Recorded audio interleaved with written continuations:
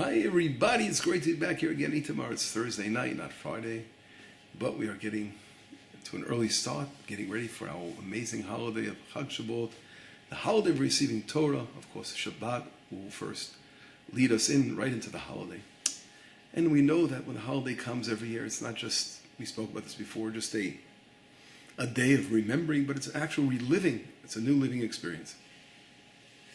And I want to take you there a little bit. I want to take you all to that special moment of Torah coming down to the world.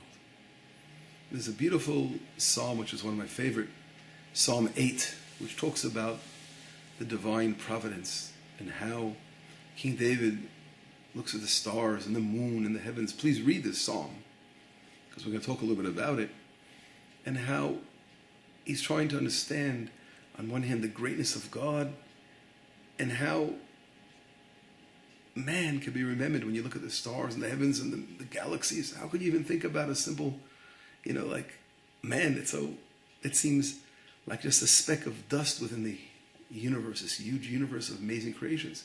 But here God placed man and he put him above everything else to rule over the animal kingdom in the world.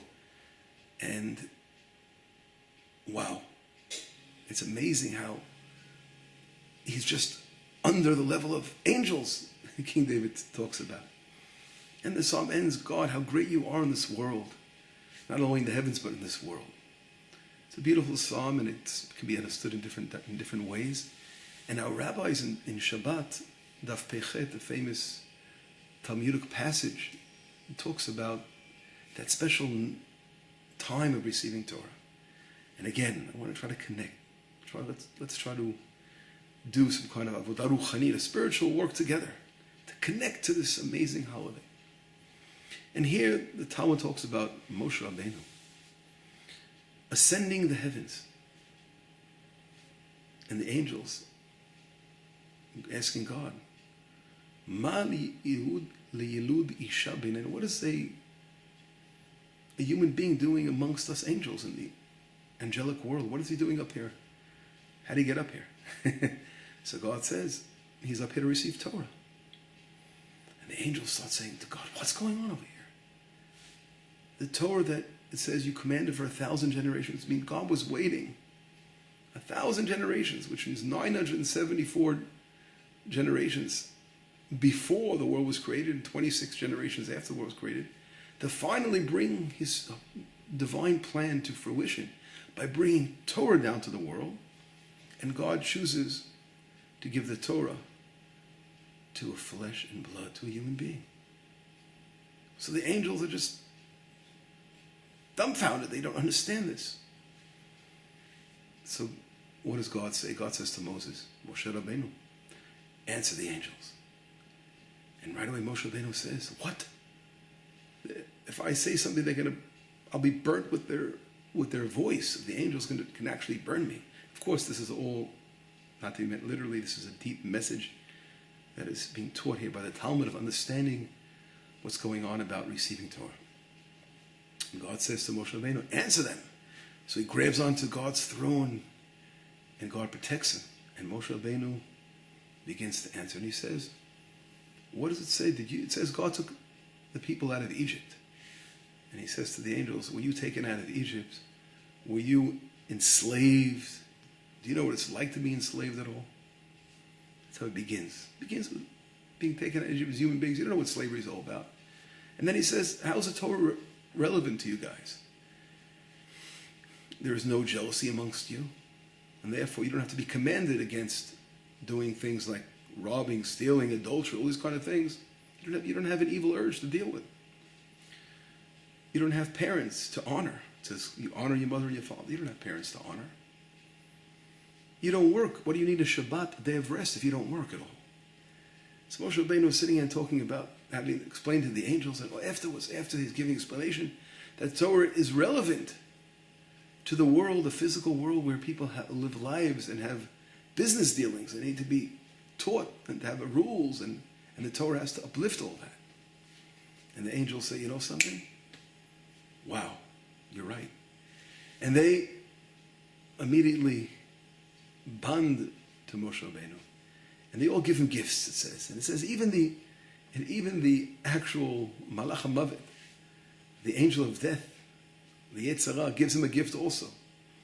And that's the gift, interesting, he gives him a way of the power of cleansing, of saving Israel from a plague. We know that Aaron, later on, during the Korach story, there was a terrible plague, and he was able to use the incest to stop the plague. Whatever it is, we see this amazing meeting between Moshe Rabbeinu and the angels. What is the midrash? What is the deep message that's going on over here? In reality, the Torah is so powerful, and there are different levels of Torah coming down. When the Torah comes down to the world, of course there's an angelic level of Torah. There's a Torah on every level. But the most important thing in this world is that God created man. This is what this song is all about. That amongst the galaxies and the stars and the moon and the entire world, this most important focal point of creation was man. And man, with all his physical desires and limitations, is able to become like an angel. And that, we can look at this struggle between Moshe Rabbeinu and the heavens. It really is a struggle within himself. Here he is, going on the Mount of Sinai, without eating and drinking for 40 days. He's up there, right? We know afterwards he goes back up again, but when he's up there, he receives the first 10 commandments. And experiencing all this experience of being up there and then again going up and remaining there for so many days, he was like really in such a high state, the highest possible state that a human being could achieve. And he was actually asking himself, is the Torah in this where I am now, is that where the Torah is meant to be? Maybe I could stay up there. Maybe I can mingle with the world of the angelic world. But God said, no, Moshe Rabbeinu. The Torah, you have to bring down. You can't remain up here with the angels. The Torah is meant to be brought into fruition, into a physical world where the divine presence can rest and come down and be part of a world of human beings, to uplift them and to live a life and show how a physical human being can root itself all the way up to the highest levels of spirituality and remain human beings. You're not going to eliminate yourself and disconnect from this physical world that you're in.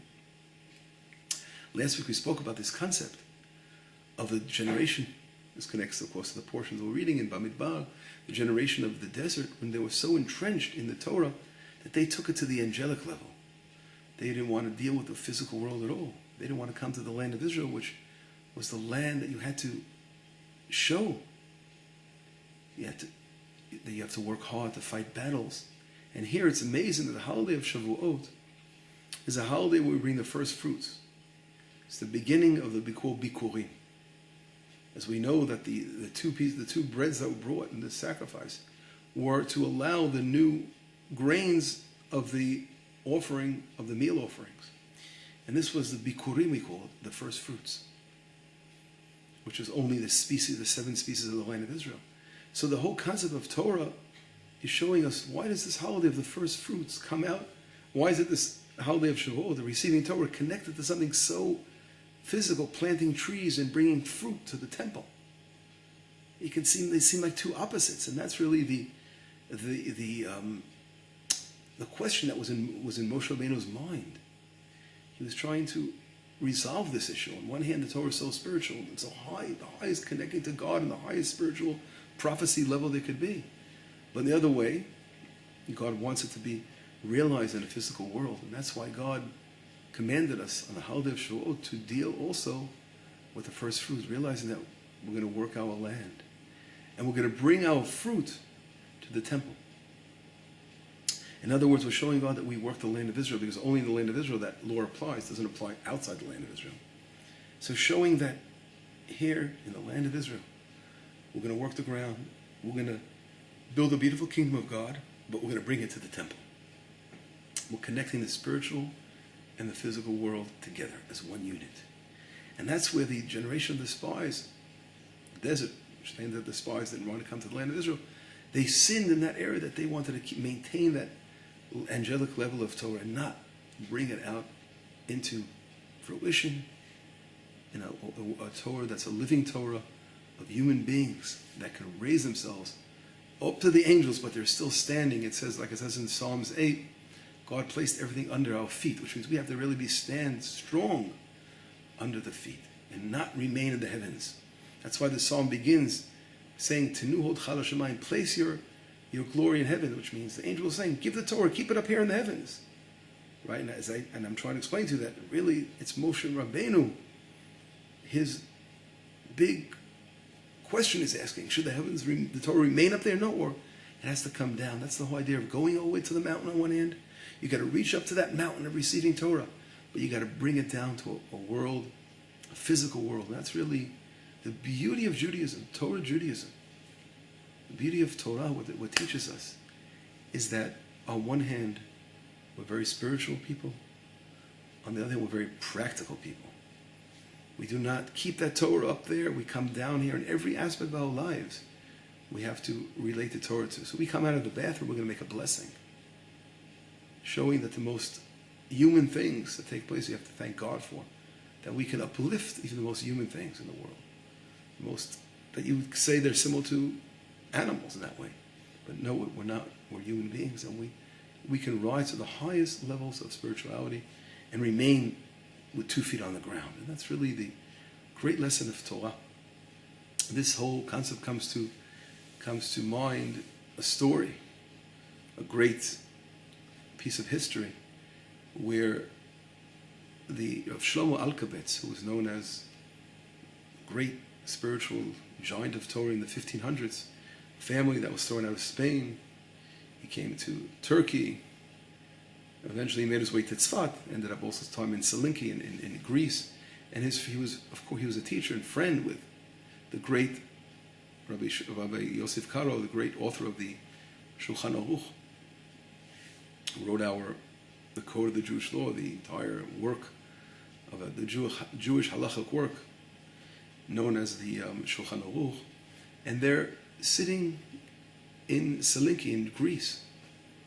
As we know, angels, something called a Magid, with very special righteous people, would merit in the appearance of an angel actually talking to them and teaching them.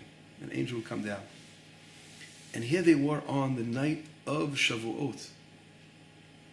The night of Shavuot, the special night of receiving Torah. And an angel spoke through the voice, the Magid, through the mouth of Rav Yosef Karo, the author of the Shulchan Aruch. And what did that angel say?